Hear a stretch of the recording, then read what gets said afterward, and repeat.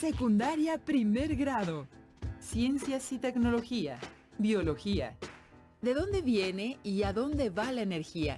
Identificación de las transformaciones de energía dentro de las cadenas alimentarias para valorar la importancia de todas las especies dentro de los ecosistemas. ¿Qué tal? Bienvenidas y bienvenidos a esta emisión dedicada al primer grado de secundaria de la asignatura Ciencias y Tecnología, Biología, dentro de la serie Aprende en Casa. Aprovechemos esta etapa no solamente para estudiar desde casa, sino también para vivir nuevas experiencias. Además, esta es una excelente oportunidad para practicar el aprendizaje colaborativo con nuestros familiares, lo que nos permitirá reforzar todo lo que aprendamos día a día y comprobar que para llegar al conocimiento hay muchos caminos. Estamos transitando por uno muy importante desde casa en compañía de nuestras familias. Deberás tener papel y lápiz a la mano para poder registrar algunas notas. Iniciamos con nuestro tema. ¿De dónde viene y a dónde va la energía? Para empezar, nos hemos planteado las siguientes preguntas. ¿Cómo se dan las transformaciones de energía en los ecosistemas? ¿Qué pasa en las cadenas y redes tróficas? ¿Qué podría pasar si se extingue algún ser vivo? Lo vamos a averiguar. Primero, es importante que conozcamos la fuente primaria de la energía en las cadenas alimentarias. Pongan mucha atención en el siguiente video y registren algunas ideas acerca de la diferencia entre cadena alimenticia y red alimenticia como relaciones alimenticias, y de las características y diferencias de cada uno de los ecosistemas en la selva, desierto, el mar y el bosque. En la naturaleza, la mayoría de los organismos se alimentan de otros para sobrevivir. A esta relación de quién se come a quién se le llama cadena alimentaria. Y cuando varias cadenas se combinan, se forma una red alimentaria. Te invito a conocer más sobre las cadenas y las redes alimentarias. Una cadena alimentaria es una representación que muestra una secuencia lineal de organismos, donde se transfiere la energía y los nutrientes cuando un organismo se come a otro. Toda cadena alimentaria está formada por autótrofos y heterótrofos. Los organismos autótrofos, como las plantas o las algas, producen su propio alimento a partir de la energía del sol. ¿Te imaginas? Veamos cómo lo hacen. Durante la fotosíntesis, la energía del sol que llega a las plantas transforma el dióxido de carbono, agua y minerales en azúcares, que son el alimento de la planta, y en oxígeno, que es liberado al aire. Las plantas o productores son la base de todos los ecosistemas del planeta, y la energía que obtienen de la luz sostiene a los demás organismos del ecosistema. Los organismos heterótrofos se alimentan de otros organismos o de sus productos, como los animales y los seres humanos. En las cadenas alimentarias, los heterótrofos también son llamados consumidores y existen diferentes tipos. Los herbívoros que comen plantas, como los escarabajos, los peces y los monos. Los carnívoros que se alimentan de carne, como los caimanes, las víboras y los búhos, y los hongos, bacterias y otros microorganismos que se alimentan de los desechos y que además incorporan los residuos a la tierra. Ahora que ya conoces cómo se forma una cadena alimentaria, acompáñame a ver algunos ejemplos en diferentes ecosistemas. En general, las cadenas alimentarias tienen los mismos elementos, aunque su tamaño y los tipos de organismos que albergan puede variar. Por ejemplo, esta cadena alimentaria se presenta en la selva. Esta es en un desierto. Esta en el bosque. Y esta en el mar. En todo ecosistema coexisten diversas cadenas alimentarias que, como anotamos antes, en conjunto permiten formar amplias redes. Vamos a conocer un poco sobre las redes alimentarias. La red alimentaria es una forma gráfica de mostrar todas las interacciones asociadas a la alimentación entre los diferentes organismos de un ecosistema. De hecho, las redes se utilizan porque en la vida real, las cadenas alimentarias no son tan sencillas debido a que a veces un organismo puede comer diferentes presas o ser consumido por varios depredadores y participar en distintos niveles, incluso en diferentes cadenas alimentarias. Para que lo comprendamos mejor, veamos el caso de una joven que come una carne con ensalada de lechuga. No es broma. En este caso, el pasto que come la vaca y las plantas de lechuga son autótrofos. La persona que come la lechuga y la vaca que come el pasto son herbívoros. Y cuando la persona come la carne, es un carnívoro. Una forma de representar este ejemplo es con dos cadenas alimentarias. Sin embargo, considerando que el ser humano participa en diferentes niveles y cadenas alimentarias, es más adecuado construir una red alimentaria. Como hemos visto, las cadenas alimentarias muestran de manera lineal cómo se alimentan los organismos, mientras que las redes alimentarias son un conjunto de cadenas alimentarias interconectadas, que expresan las relaciones posibles que se dan entre los organismos de un ecosistema. Ambas están constituidas por organismos productores y diferentes tipos de organismos consumidores. Esta es una red alimentaria de un pastizal. ¿Qué animal herbívoro pondrías en el lugar que está vacío? ¿Te doy una pista? Este animal come pasto y es alimento de zorros y búhos.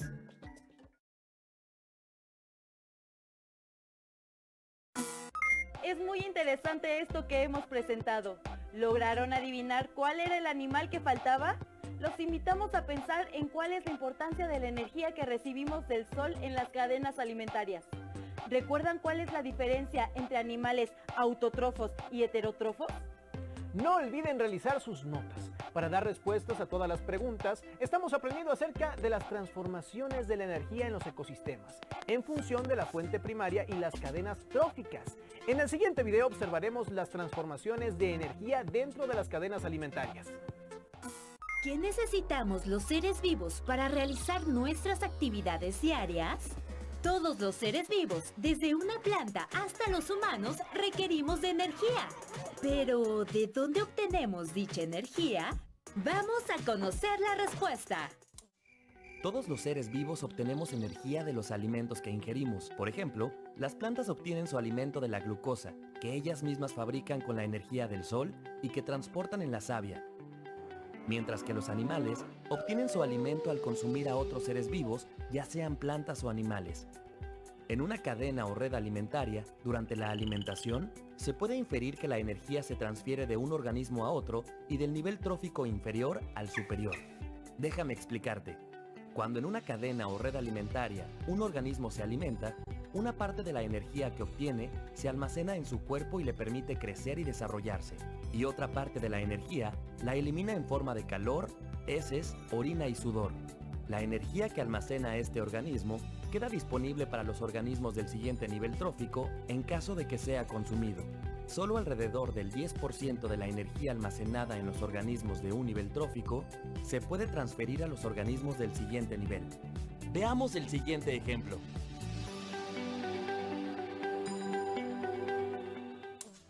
Supongamos que un pastizal que mide 1 metro cuadrado almacena 20.000 kilocalorías de energía por año. De esta energía, el 10% estará disponible durante un año para los teporingos o consumidores primarios, que se alimentan de los pastos. El grupo de teporingos o consumidores primarios recibirá y almacenará en sus cuerpos 2.000 kilocalorías de energía por metro cuadrado y por año. De esta energía, el 10% estará disponible para los zorros o consumidores secundarios. Al alimentarse de los teporingos, los zorros o consumidores secundarios obtendrán y almacenarán 200 kilocalorías, pero únicamente aportarán a sus depredadores 20 kilocalorías de energía. Este patrón de transferencia de energía limita la longitud de las cadenas y las redes alimentarias, de tal manera que, después de 5 o 6 niveles tróficos, queda poca energía para mantener a otro grupo de animales en un nivel superior. Por ello, el zorro tiene pocos depredadores y su número es mucho menor que el de los teporingos, y a su vez el número de teporingos es menor que el de pastos. Para recapitular, vale la pena apuntar que los organismos obtenemos la energía que necesitamos a través de la alimentación. En las cadenas y redes alimentarias podemos apreciar cómo se da la transferencia de energía entre los organismos. Se ha identificado que la transferencia de energía a cada uno de los niveles tróficos superiores es del 10%, por lo que las cadenas y redes alimentarias solo tienen entre 5 y 6 niveles. ¿Y tú, qué comes para generar la energía que necesitas?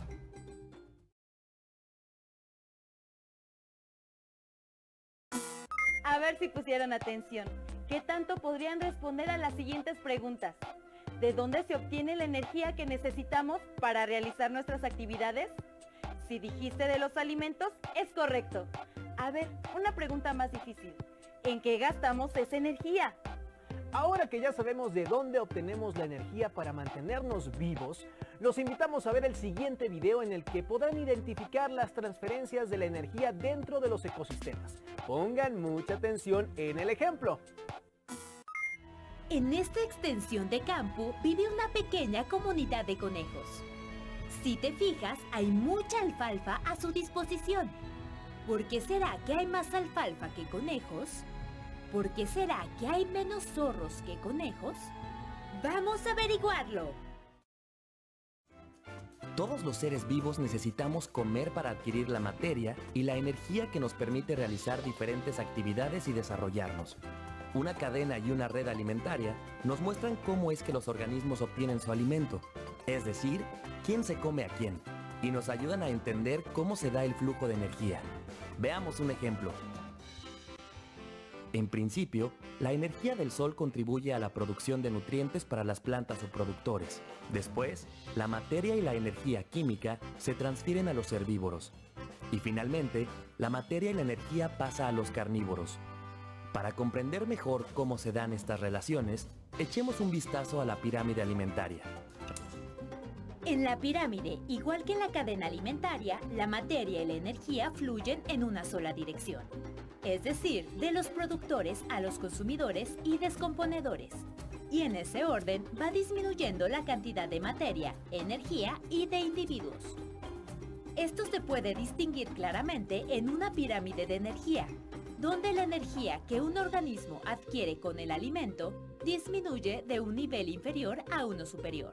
La mayor parte de la energía adquirida se utiliza para realizar procesos como crecer,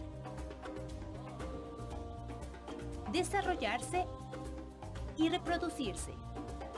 Y una parte menor se pierde en forma de calor cuando el animal se mueve o mientras se transforman los alimentos en su cuerpo. De esta manera, solo el 10% de dicha energía llega al siguiente nivel. La disminución de individuos de un nivel a otro se puede apreciar en una pirámide de números, donde se representa el número de individuos que existen en cada nivel. Por ejemplo, si en el nivel superior hay unas 10 ranas que se alimentan de 32 chapulines cada una, en el siguiente nivel habrá más de 320 chapulines. De manera similar, cada chapulín requiere, por decir algo, de 3 plantas. Entonces, habrá más de 960 plantas.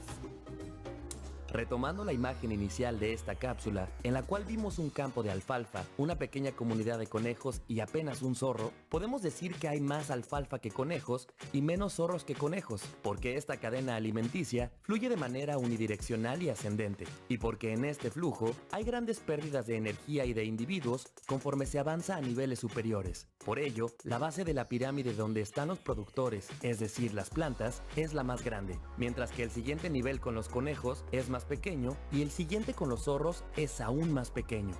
Ahora que sabes quién se come a quién, ¿por qué crees que es importante cuidar a todos los organismos del planeta?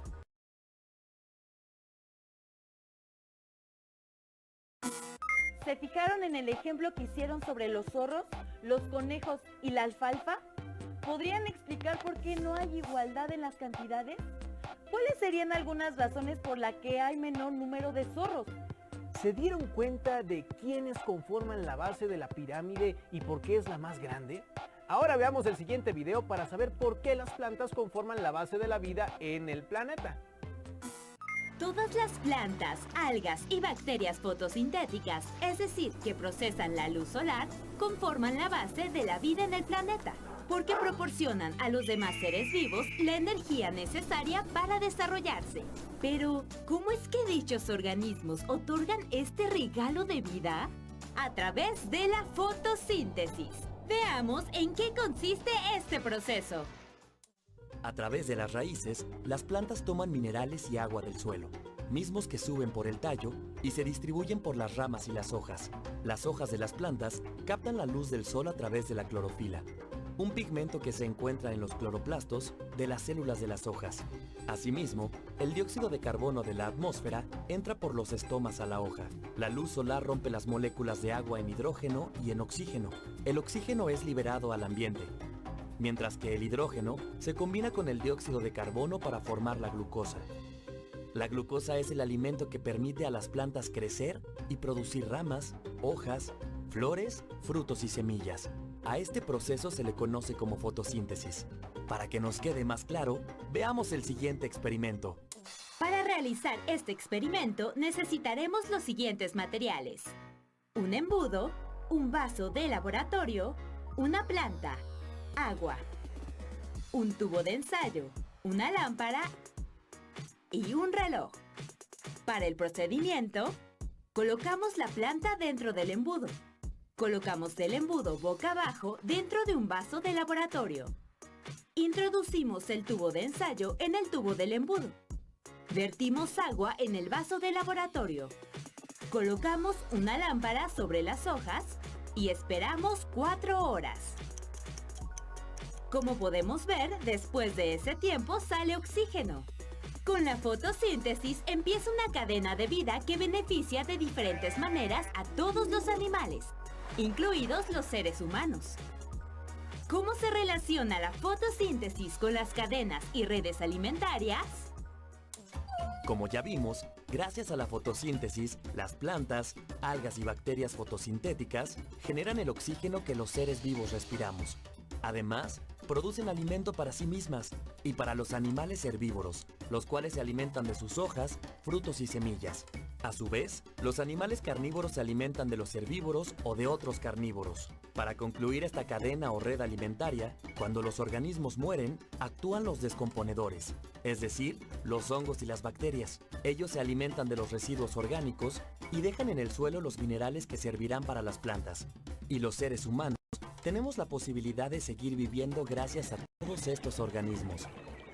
Gracias a la fotosíntesis, las plantas constituyen la fuente primaria de alimentación y de producción de oxígeno. Así que sin ellas, la vida en el planeta no podría continuar. ¿Qué podrías hacer para cuidar las plantas? ¿Adoptarías algunas?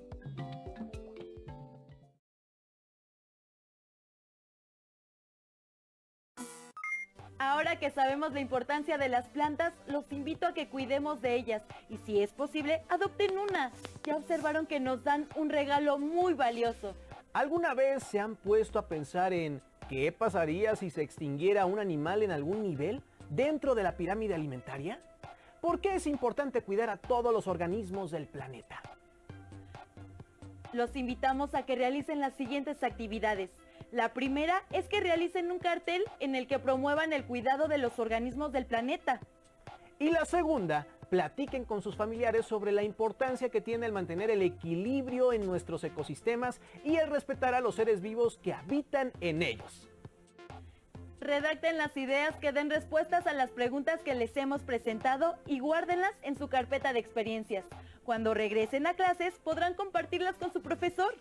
Gracias por su atención. Nos vemos en otra emisión de Aprende en Casa. Y recuerden, este periodo de aislamiento es solo una medida temporal. Tengan paciencia. ¡Hasta luego!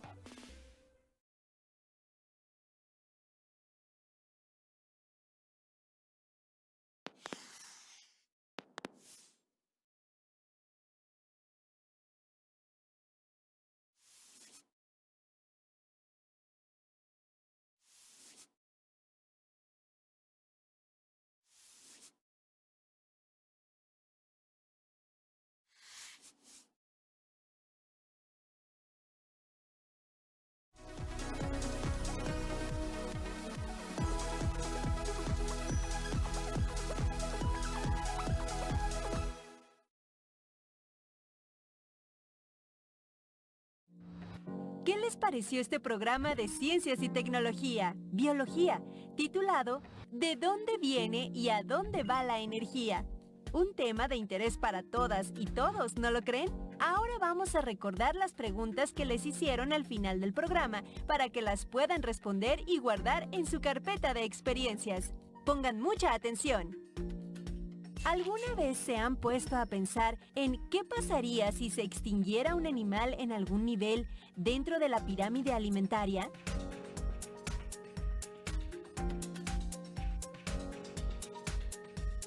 ¿Por qué es importante cuidar a todos los organismos del planeta?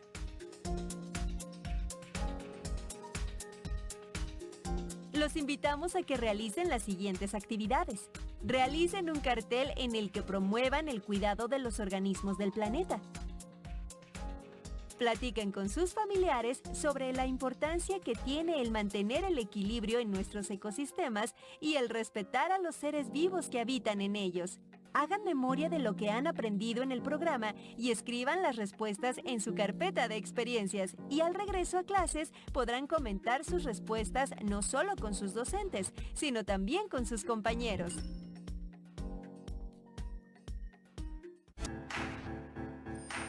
Secundaria primer grado. Geografía. ¿Cómo practico y promuevo el consumo responsable? Reflexionar sobre el propio estilo de consumo y su efecto en el medio ambiente para reconocer la necesidad de adoptar prácticas sustentables y valorar su impacto en el mejoramiento de la calidad de vida. ¿Cómo están? Bienvenidas y bienvenidos a la programación de Aprende en Casa. En esta ocasión, a Geografía primer grado. Esperamos que todo vaya muy bien en casa y con sus seres queridos. El día de hoy nos toca reflexionar sobre un tema que nos concierne a todas y a todos. Así que pueden aprovechar para compartirlo con sus familias. En el día a día, todos y todas necesitamos satisfactores para cubrir, por ejemplo, nuestra alimentación, vivienda, vestido, educación y diversión. Pero existe una gran diferencia entre lo que nuestro cuerpo y nuestro ser requieren para cubrir sus necesidades reales y aquello que deseamos solo porque nos brinda lujo y comodidad. Profundicemos más a través del siguiente video. Mi amigo Omar me comenta que está en la fila del centro comercial para comprarse el celular más reciente antes de que se agote, pero cuesta más de 30,000 pesos. ¿Cómo es posible que aún con este elevado precio las personas piensen que puede agotarse el día de su lanzamiento? ¿Qué hay, Trali? Hola a todos. Edmundo, la respuesta a tu pregunta tiene que ver con dos palabras: mercadotecnia y publicidad, que generan consumismo. ¿Es una especie de control mental? No, Edmundo, pero sí se utilizan para proyectar un producto como una necesidad básica, aunque en realidad no sea indispensable. Pero entonces, ¿por qué la gente lo compra si no lo necesita? Qué interesante pregunta. En la siguiente cápsula se plantea una explicación al respecto. La revolución digital o revolución tecnológica que se vive hoy en día en una gran parte del mundo ha cambiado las formas en que los pueblos producen y se comunican entre sí. Responde a un modo de producción que comenzó desde la revolución industrial y cuyo propósito principal es ganar más sin importar el medio ambiente. Entre otras cosas, elabora mercancías de manera que duran poco o hace creer en su pronta obsolescencia para vender más en menos tiempo. En la mayoría de los casos, ya no se ofrece un producto para cubrir una necesidad, se crea el deseo de adquirirlo para venderlo, lo cual se logra a través de la mercadotecnia y la publicidad. La primera estudia los hábitos de consumo y busca dotar de características atractivas a la mercancía. La segunda incita a los consumidores a obtenerla a través de espacios publicitarios en televisión, radio e internet, donde además del producto vende la ilusión de que el comprador alcanza ciertos atributos físicos, emocionales o de estatus social y económico al adquirirlo. De ahí el deseo por conseguirlo y la frustración cuando no logra hacerlo. Los actuales modelos de producción y las compras compulsivas, también llamadas consumismo, han llevado a la sobreexplotación de los recursos naturales, a la acumulación indiscriminada de basura y desechos industriales, así como en muchos casos a la explotación de comunidades enteras. Este actuar irresponsable en pro del consumismo acelera el daño ambiental. En la producción de mercancías se desechan materiales contaminantes que afectan la calidad del suelo, del agua y del aire. Al final de su vida útil, estos artículos se vuelven basura, acumulada en continentes y océanos, y como una gran parte de ellos no se biodegrada, permanecerá ahí cientos de años. Todo ello transforma el espacio geográfico y repercute en la calidad de vida de las personas. Por eso, es importante pensar si realmente se necesita un producto antes de comprarlo. Saber que al hacerlo, se adquiere también la responsabilidad de contribuir o no al deterioro ambiental. Obtener cosas nuevas solo por creer que con ello nos sentiremos mejor es engañarnos y afectamos de forma negativa al medio ambiente. Así es. En el caso de los celulares, debemos estar conscientes de que uno de sus componentes está hecho a base de coltán, un mineral extraído de minas clandestinas o ilegales y que causa la sobreexplotación de los pueblos de la República Democrática del Congo. Muchos niños son obligados a trabajar ahí porque tienen el tamaño adecuado para entrar a los túneles y extraer los minerales. Esto hace que su vida corra peligro. El consumismo promueve acciones como estas que causan pobreza, explotación y daños a la naturaleza. Por eso debemos ser responsables de lo que compramos y mantener en buen estado nuestras cosas para que duren el mayor tiempo posible. ¿Y a ustedes qué se les ocurre hacer para cambiar sus hábitos de consumo? Gracias, Tali. Hasta luego, Edmundo. Bueno, espero les haya gustado. Nos vemos en el siguiente video.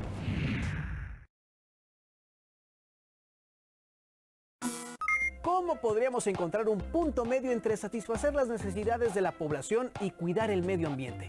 ¿Qué opinan acerca del papel de los medios de comunicación que promueven estilos de vida llenos de derroche en la afectación a las condiciones del medio ambiente?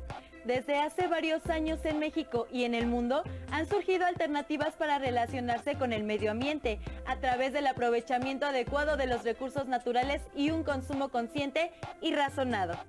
Para conocer acerca de estas alternativas, acerquémonos al concepto de huella ecológica y a las características de un consumidor responsable. ¡Tomen nota! Hola amigos. Pues estamos muy emocionados porque nos acaba de llegar el equipo de video que compramos por internet.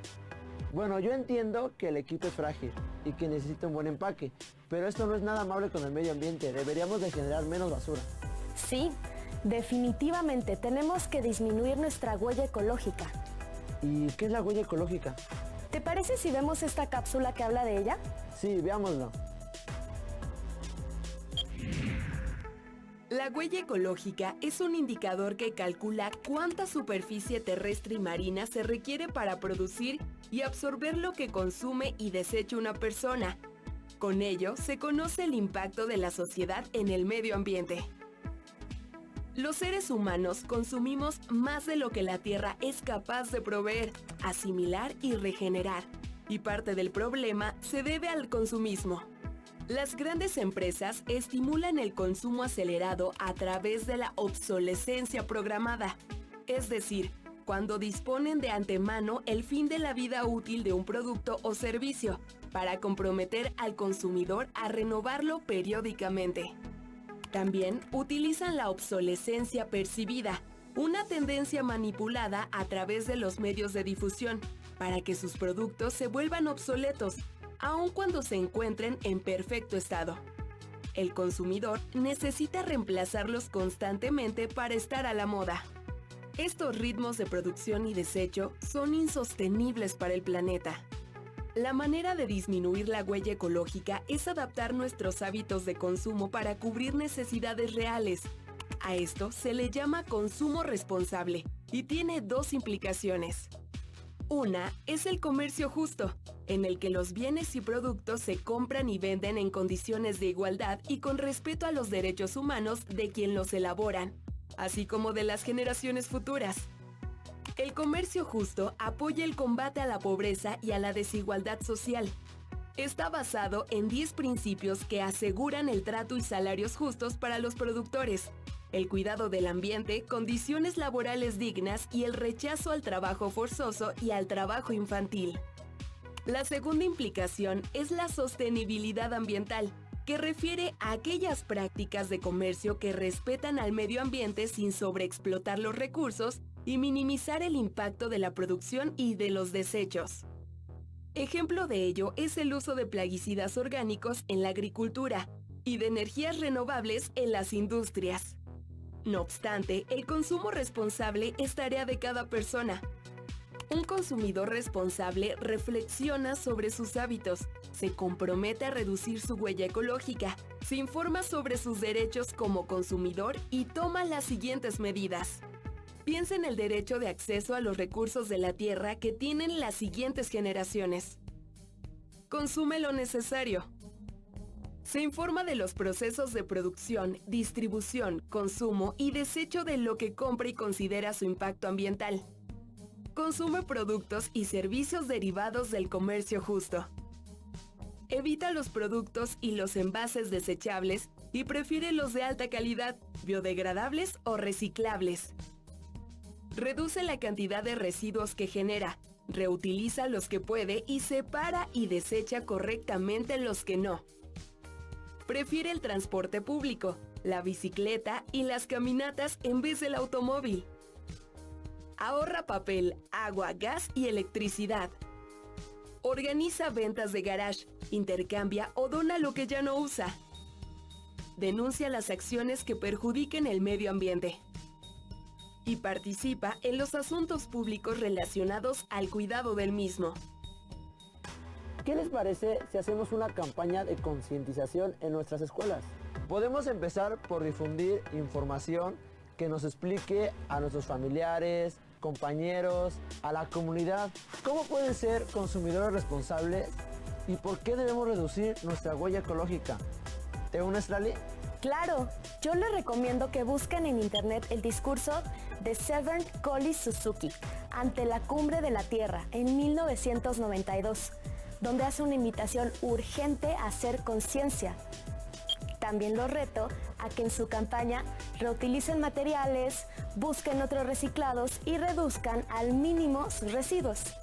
Entonces, es momento de actuar. Gracias, Lali. Adiós, Edmundo. Nos vemos. Bueno, pues espero les haya gustado el video. Nos vemos en el siguiente video.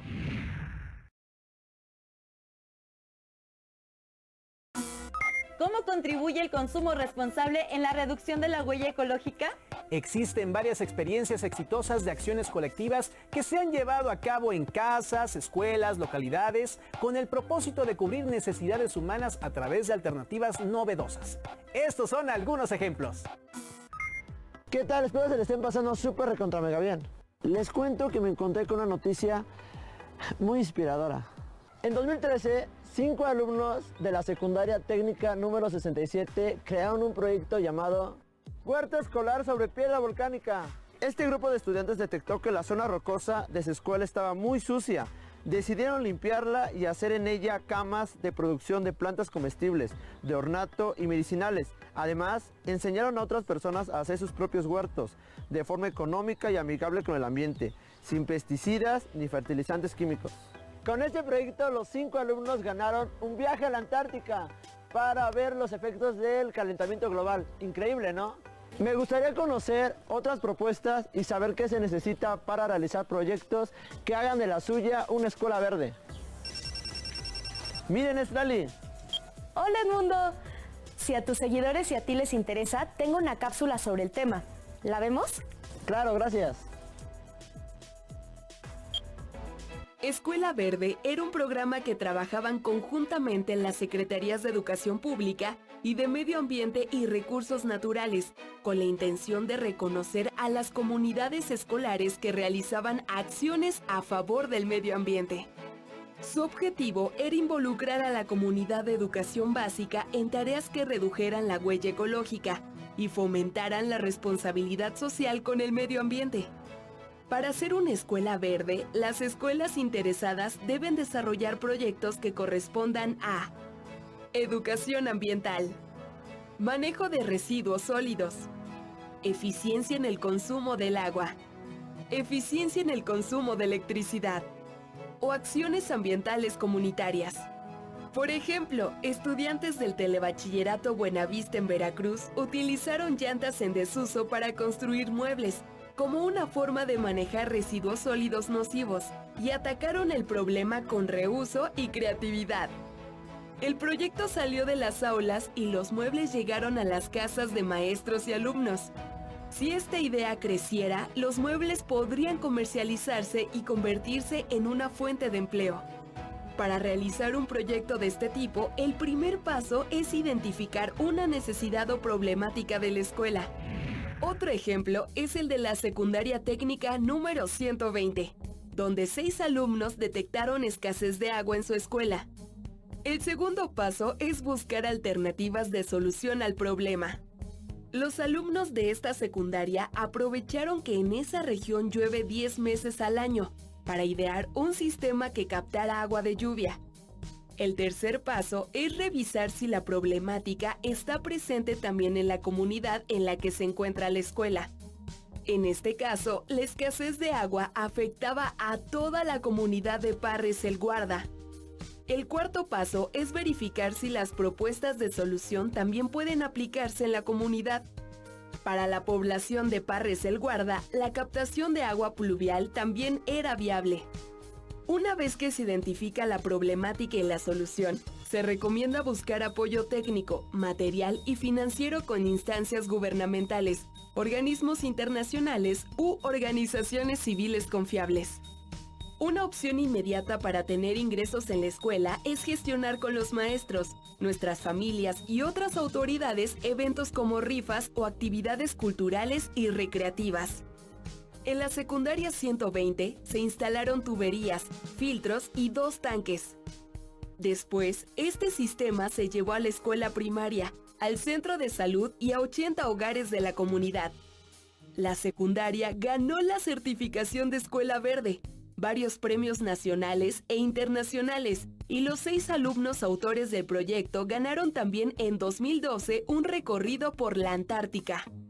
Los proyectos se pueden compartir con otras escuelas interesadas para enriquecer el intercambio de ideas a favor de los ecosistemas y para producir un impacto en el medio ambiente y en la vida cotidiana de diversas localidades y escuelas. Gracias por tu información, Trali. Estoy seguro que tu cápsula motivó a más de uno de mis seguidores. Sé que entre ellos están muchos grupos de estudiantes que desarrollarán proyectos que ayuden día a día a la sostenibilidad de su escuela y de la comunidad donde viven. Y recuerden hacer uso del consumo responsable de las tecnologías limpias y de los servicios ambientales. Su escuela también puede ser verde. Claro, todos conocemos alguna necesidad o problemática ambiental cercana a nosotros. Los invito y los reto a ponerse en acción. Bueno, pues espero les haya gustado. Nos vemos en el siguiente video.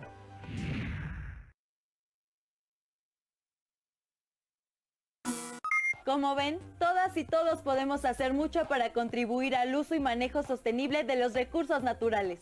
Por eso los invitamos a que comenten con sus familias acerca de lo que aprendieron en estos videos, qué cosas desconocían, qué utilidad tiene esta información para su vida diaria. Subrayen las ideas principales de su libro de texto en el tema correspondiente. A partir de ellas, planeen y elaboren un collage. Muéstrenlo a sus familias y explíquenles qué es el consumo responsable y qué prácticas pueden adoptar en casa. Llévenlas a cabo para aprovechar estos días. Comiencen por cambios sencillos. Poco a poco y con paciencia podremos regresar a nuestras actividades cotidianas, pero con más compromiso hacia el medio ambiente. ¡Hasta la próxima!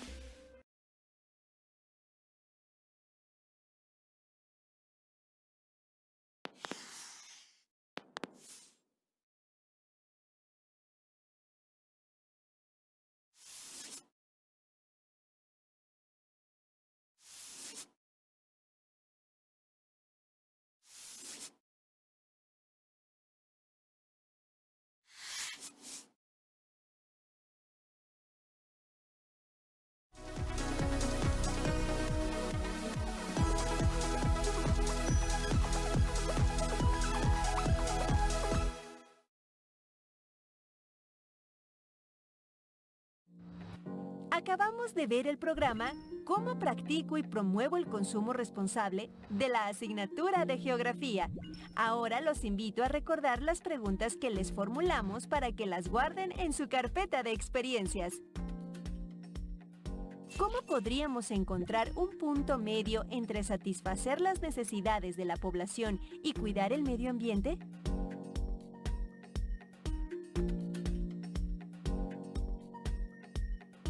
¿Qué opinan acerca del papel de los medios de comunicación que promueven estilos de vida llenos de derroche en la afectación a las condiciones del medio ambiente?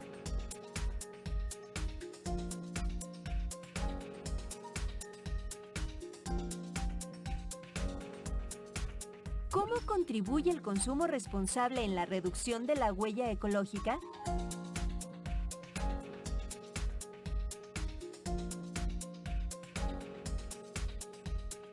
No olviden guardar sus anotaciones y respuestas en su carpeta de experiencias para que en su regreso a clases las puedan compartir con sus compañeros.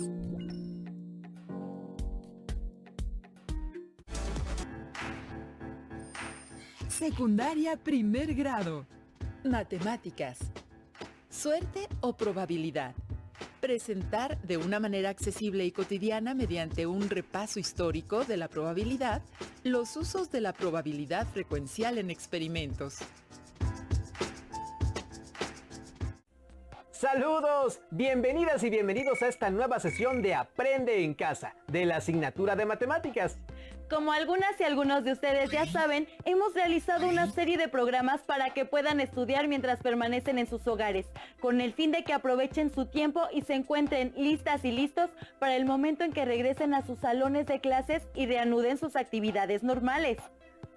Sin duda, la contingencia no es una situación sencilla. Por ello, es importante que refuercen su paciencia para que puedan sobrellevarla y asimilar con calma todos y cada uno de los contenidos planteados en cada programa.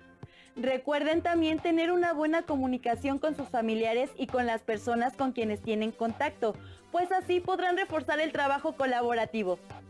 A propósito de la convivencia, ahora que han estado en casa, ¿han participado en juegos de mesa en los que sea necesario lanzar dados? Por ejemplo, serpientes y escaleras, Bagamon, Yahtzee, el juego de la oca o parchís. Hay muchos. A mí me encantan los juegos de mesa. Lanzar dados es muy emocionante, sobre todo cuando me salen los números que quiero.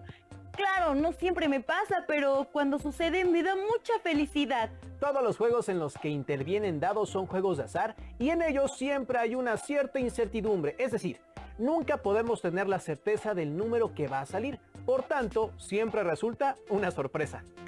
Es verdad, no podemos tener esa certeza. Sin embargo, podemos analizar las probabilidades, por lo tanto intervienen las matemáticas. Bueno, las matemáticas están presentes en todas nuestras actividades, aunque en el caso específico de lanzar dados, podemos estudiar más específicamente el fascinante aspecto de las estadísticas. Ese es un tema que ha atraído a muchas culturas a lo largo de la historia de la humanidad. Por ejemplo, la probabilidad y los juegos de azar han existido desde el tiempo de los antiguos egipcios. Muy cierto, ese pueblo aportó una gran cantidad de conocimiento para las cosas que estudiamos en la actualidad, no solamente en matemáticas, sino en muchas otras áreas del conocimiento. Recuerdo que sus gobernantes eran llamados faraones. Pero bueno, regresando al tema de nuestra sesión, tenemos preparado para ustedes un video a través del cual podrán conocer un poco de los juegos de azar. Así es, estamos seguros de que además de aprender con este video, se van a entretener bastante. Recuerden tener a la mano sus útiles, ya sea para consultarlos o para tomar notas y apuntes de las cuestiones importantes o de cualquier cosa que les llame la atención. ¡Comenzamos!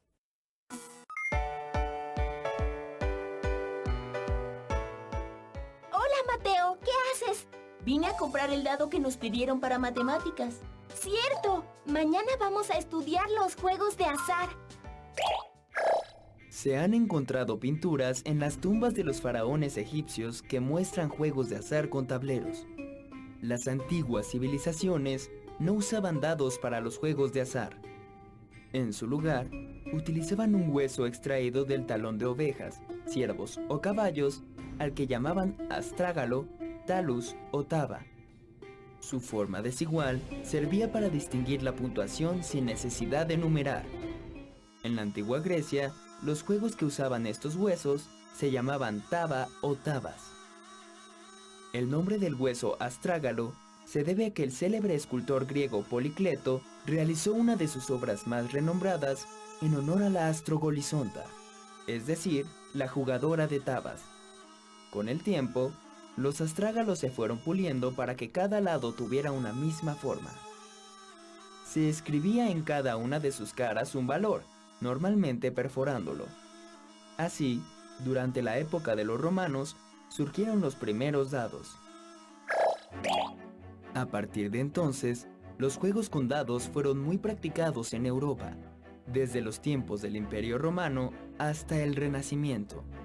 Uno de los juegos más populares se llamaba Hazard, una palabra que en inglés y francés significa riesgo, y que fue introducida en Europa con la Tercera Cruzada. En la sociedad francesa de 1650, el grado de sofisticación de los juegos de dados era tan grande que los jugadores tenían dificultades para calcular la probabilidad de ganar. Fue entonces que un apasionado jugador, el caballero de Mer, le pidió ayuda al filósofo y matemático Blaise Pascal. Pascal sostuvo discusiones sobre el tema de la probabilidad con algunos de los más célebres matemáticos de la época, como lo fue Pierre de Fermat. A partir de esta correspondencia, Christian Huygens se propuso determinar la probabilidad de ganar en un juego, abordando el problema con un método más científico.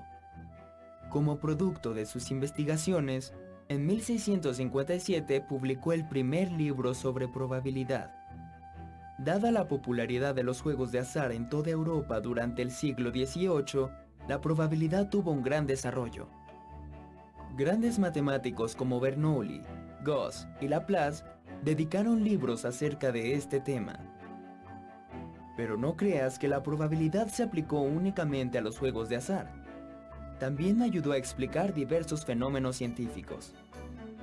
A mediados del siglo XIX, el fraile agustino Gregor Mendel presentó sus estudios sobre herencia y genética en las plantas que cultivaba en su monasterio. Su obra es una de las primeras aplicaciones de la teoría de la probabilidad en el campo de las ciencias naturales. A principios del siglo XX, el matemático ruso Andrei Kolmogorov le dio la forma axiomática definitiva a la teoría de la probabilidad, estableciendo así las bases de la moderna teoría clásica de las probabilidades. El físico alemán Albert Einstein decía: Dios no juega a los dados con el universo, en referencia a la mecánica cuántica, la teoría física más exitosa. Y es cierto, porque la probabilidad que se usa en la mecánica cuántica no es la probabilidad clásica que se emplea en los juegos de azar. Se trata del primer ejemplo, históricamente hablando, de una teoría de probabilidad que no es clásica. Ya es tarde y yo todavía no voy por mi dado. Córrele para que acabes temprano con la tarea. Nos vemos mañana en la escuela, Mateo. Adiós, Emma, nos vemos mañana. No cabe duda de que los juegos de azar reflejan un aspecto importante de nuestra civilización. Y es que hay uno para cada tipo de personalidad. Y además de entretenernos, podemos estudiarlos desde un punto de vista científico, como ya lo vimos. Existen diferentes juegos de azar, no solo los juegos con dados. Por ejemplo, hay algunos muy complejos como la lotería y otros muy sencillos como lanzar un volado. Claro, ¿quién no ha ganado una apuesta mediante un volado? Pero, ¿por qué gana una persona?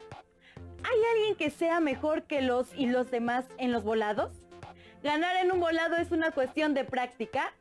Pues en realidad los podemos practicar muchas veces y para ganar no se trata de ser mejores, sino de comprender mejor el concepto de frecuencia. Exactamente. ¿Qué les parece si ahora vemos una cápsula sobre este y otros juegos de azar?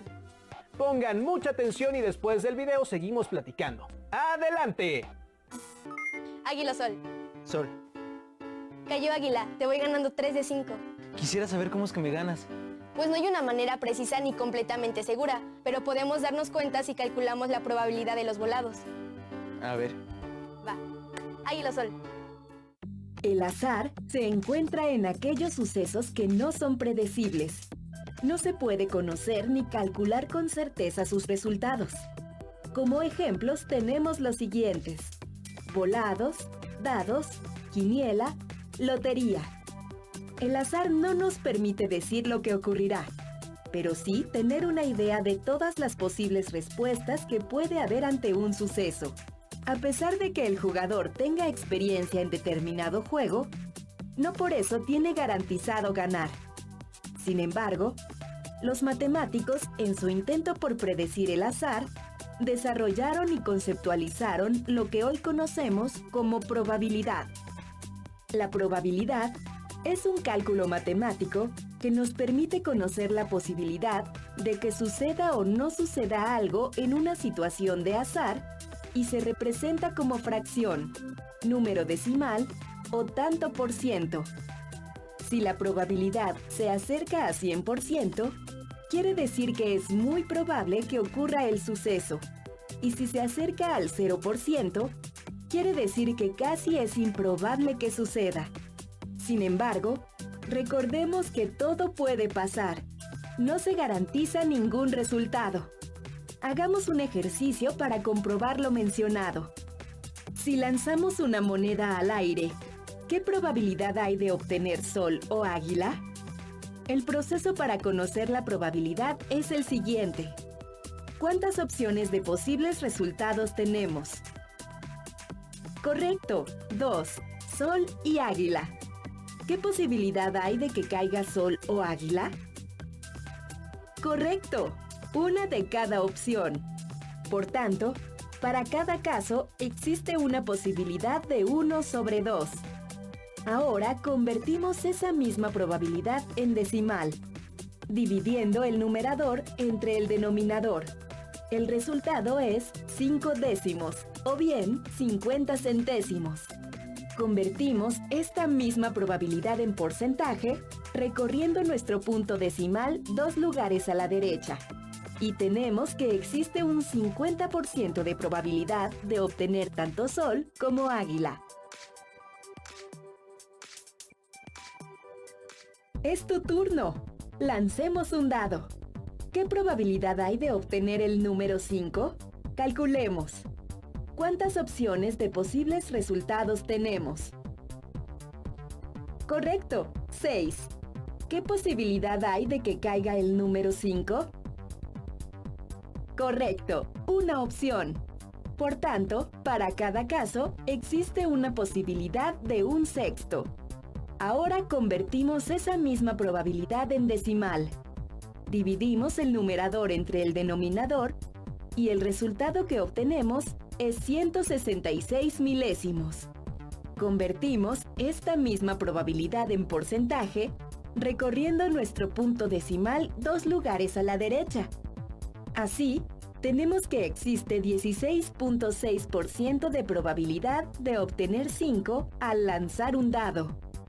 En otras palabras, al tirar un dado, se tendrían menos probabilidades de ganar en comparación con los volados, pues aquí se tiene una entre 6 posibilidades o 16.6%, mientras que en los volados es del 50%. Y si la pregunta fuera, ¿qué probabilidad hay de obtener un número diferente a 5? ¿Apostarías? Por supuesto, pues el porcentaje de probabilidad aumentaría, rebasando el 50%. ¿Cómo calcularías la probabilidad de que caiga un número distinto de 5? 4 de 5. ¿Quieres la revancha? Sí, pero ahora juguemos con el dado. De acuerdo. Entonces, de acuerdo con lo que vimos en el video, ¿ninguna persona es mejor que otra en los juegos de azar? Así es. ¡Qué bueno que pudimos comprender mejor cómo funciona esta dinámica! Sin embargo, podemos saber qué tanta oportunidad tenemos de ganar o de perder. ¿Cómo? Pues calculando las probabilidades frecuenciales de un evento. ¡Ah! Eso me interesa. ¿Quieres saber cómo podemos calcular dichas probabilidades? ¡Claro que sí! Y ustedes, bueno, veamos el siguiente video con mucha atención.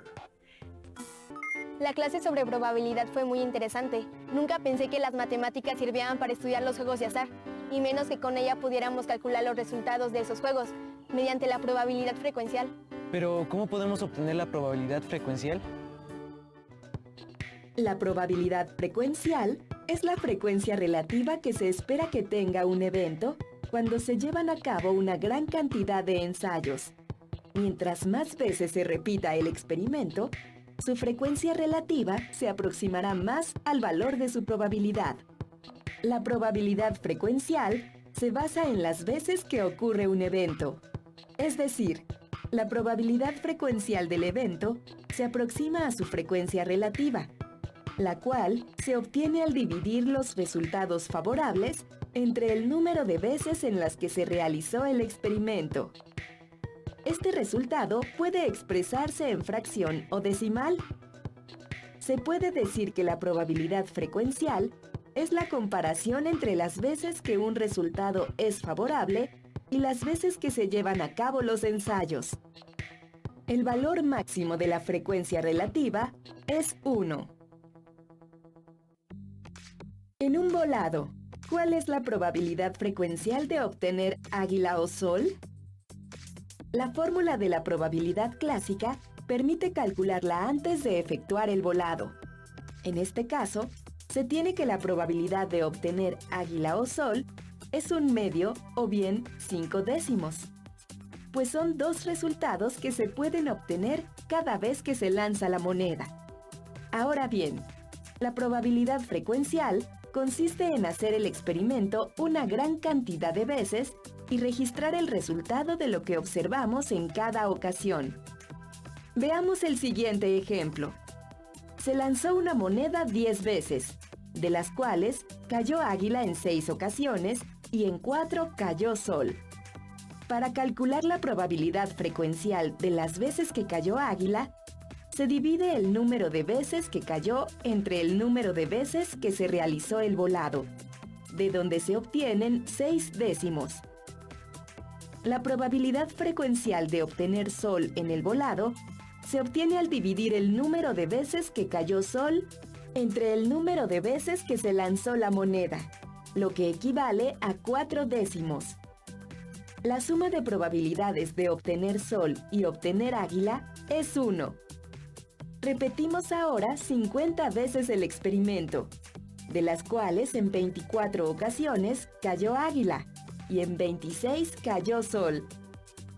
Obtenemos la probabilidad frecuencial y los resultados son 48 centésimos para águila y 52 centésimos para sol. Suma que de nuevo nos da 1. Reiteramos el experimento ahora con 100 lanzamientos, siendo las probabilidades frecuenciales 49 centésimos y 51 centésimos respectivamente. Estos resultados ya están más cercanos al valor obtenido con la fórmula de la probabilidad clásica. Después de efectuar el experimento 1000 veces, se observa que los valores para águila y sol están cada vez más cercanos a 1/2. La probabilidad frecuencial se obtiene con base en la relación entre el número de veces que ocurre un resultado favorable y el número de veces que se realiza el experimento. Podemos concluir que la probabilidad frecuencial se obtiene al hacer el experimento que se desea estudiar. Mientras más veces se realice el experimento, más se acercará al valor obtenido en la probabilidad clásica. Entonces, a mayor número de ensayos tendremos una mayor oportunidad de acertar. Así es, Mateo. Entonces, la única manera de obtener la probabilidad frecuencial es repetir varias veces el experimento del evento que deseamos calcular. Así es. Ustedes en casa, ¿qué tipo de experimentos aleatorios pueden hacer? Los y las invitamos a que realicen uno de estos experimentos con lanzamientos de dados. Y también a que realicen el mismo ejercicio que se presentó en el tercer video, pero considerando cada lado del dado. Luego, a que busquen la manera de llevar a cabo otros experimentos aleatorios. Y finalmente, a que los compartan con alguien más, ya sea con alguien de su familia, en casa o con sus amigas y amigos a la larga distancia. Recuerden guardar todo lo que hagan en sus carpetas de experiencias para que cuando regresen a la escuela puedan compartirlo con su maestro o maestra, así como con sus compañeros y compañeras. Será muy divertido que vean los trabajos que cada integrante del grupo haya realizado en estos días. Pues se ha terminado el tiempo del programa. Se me fue de volada. En verdad que me apasionó conocer más sobre este tema. Pues aún hay mucho por aprender, así que los y las esperamos en la próxima sesión. ¡Hasta entonces!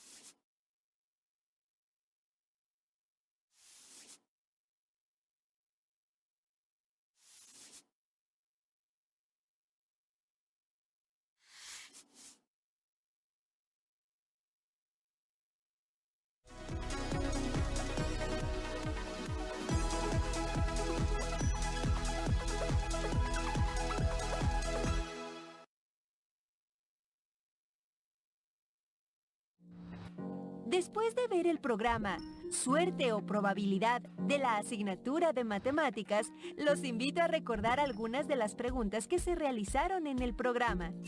Vimos que la única manera de obtener la probabilidad frecuencial es repetir varias veces el experimento del evento que deseamos calcular. En su casa, ¿qué tipo de experimentos aleatorios pueden hacer?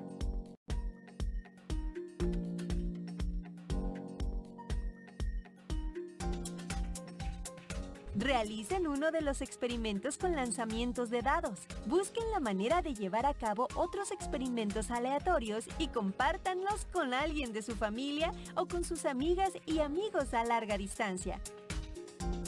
Guarden en su carpeta de experiencias sus respuestas y actividades y en el regreso a clases las pueden compartir con sus compañeros.